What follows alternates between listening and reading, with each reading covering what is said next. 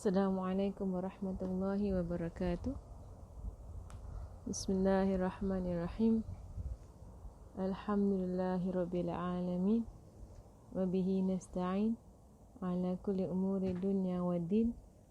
Wassalatu wassalamu ala ashrafil anbiya'i wal mursalin, Sayyidina wa habibina wa syafi'ina wa nuri qulubina wa qurrati a'yunina Muhammadin wa ala alihi wa sahbihi wa barik wa sallim.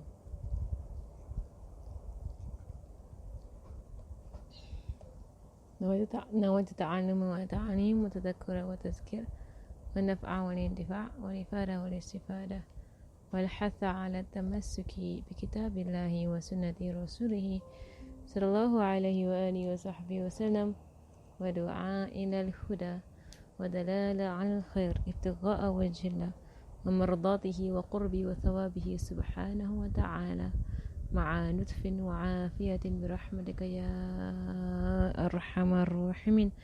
اللهم إنا نسألك العلم لدني والمشرب الصافي الهني يا وهاب يا غني. اللهم إنا نسألك العلم لدني والمشرب الصافي الهني يا وهاب يا غني.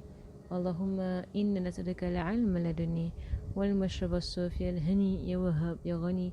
وصلى الله على سيدنا محمد وعلى آله وصحبه وسلم والحمد لله رب العالمين. آمين آمين.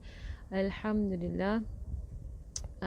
We are on our last few days before Ramadan. Alhamdulillah. So inshallah, I'm aiming to finish the third hurdle today, so that we can start practicing in the first.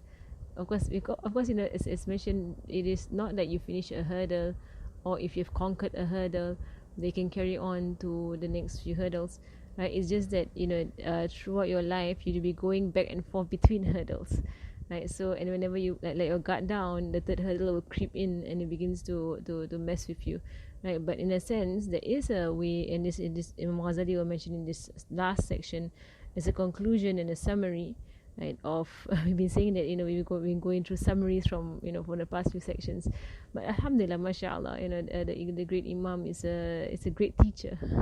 So he keeps emphasizing the point, so that people get it, right? Because this, the one thing about this hurdle is that if you get it, like if you truly get it, then it is one of those hurdles whereby you can be completely free of. You can, it's possible, it can be done, right? Just earlier today, I shared with some of my friends, the importance of forgiving people, and one of them said that it's easier said than done, right? And I said to her that if you focus on yourself or on the person, then you find it difficult. But if you focus on Allah subhanahu wa ta'ala and what brings His pleasure, then it's easy. I mean, technically. And Imam Ghazali says the same thing here. I mean, in fact, you stick from Imam Ghazali, right? That that once you focus on Allah subhanahu wa ta'ala, all these four hurdles, all these four things that's mentioned in the third hurdle, they actually become easy. They are not doing it for the nafs. You're not doing it. That the nafs not involved, people are not involved, dunya is not involved, and it becomes very easy, and they focus on Allah subhanahu wa ta'ala, which is why you see of people who have dunya all around them, they're not affected whether it comes in or comes out, right? They have things that entice the nafs all around them, they're not affected, whether they consume it or don't, right? It is the same to them. And that's why it's a saying that for the believer, gold is the same to him as a rock or as dirt, right? Dirt and gold are the same to him, right? It doesn't matter. They're not seeing it, right? They're seeing Allah subhanahu wa ta'ala. And the same thing for the for the one who has really purified themselves, that praise and criticism, in a sense, it affects them the same, right? In a sense that they what is true of it they take, what's not, it doesn't affect them, right? So they're not affected by praise positively or negatively, and they're not affected by criticism positively or negatively. but it's just a matter of what brings you close to Allah subhanahu wa ta'ala. That's it. Like, it's just that. So inshallah, I'm going to start reading from this chapter, and I'm hoping to finish it inshallah. Bismillahirrahmanirrahim. Min kitab Minhaj al-Abidin ila Jannati Rabbil Alamin lil Imam al-Mujaddid Hujjat al-Islam wal Muslimin Zain al-Din Abi Hamid Muhammad bin Muhammad bin Ahmad al-Ghazali al-Tusi al-Tabarani الشافعي رضي الله عنه ونفعنا الله به وبعلومه في الدارين إلى أن قال فصل في إجمال ما مر تفضيله بشأن الدنيا والخلق والشيطان والنفس. وجملة الأمر أنك إذا نظرت بعقلك أيها الرجل فعلمت أن الدنيا لا بقاء لها وأن نفعها لا يفي بضرها وتبعاتها من كد البدن وشغل القلب في الدنيا والعذاب الأليم والحساب الطويل في الآخرة.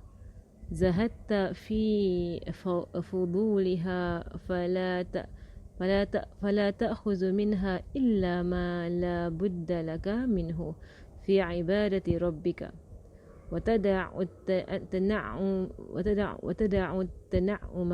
والتلذذ إلى الجنة دار